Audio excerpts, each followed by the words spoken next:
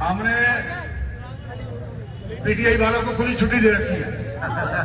वो कल हुए ना कहन बोलो जनाब ये सड़क से आ गए सन, रोड ब्लॉक सन, सन तो मौका नहीं मिल सकिया ये जान वास्ते जनाब इन्हें दीवारों बना दिया सन, रोड ब्लॉक सन, और सारिया गिरफ्तारियां नहीं हो सकियां। हमने मैदान खुला कर दिया।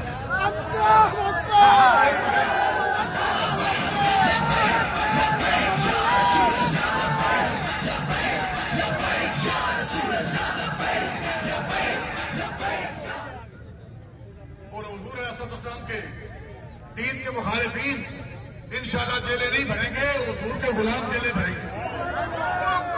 वक्त आया अगर जरूरत पड़ी, अगर दीन को जरूरत पड़ी, वक्त आया अगर हालात ऐसे बने, जरूरत हो, अगर जरूरत पड़े तो फिर पीटीआई वाले, न्यूज लीग वाले, पीपल पार्टी वाले ये जेलें भरने की तौफीक नहीं रखते। ये तो हुजूर के गुलाम जेलें भरने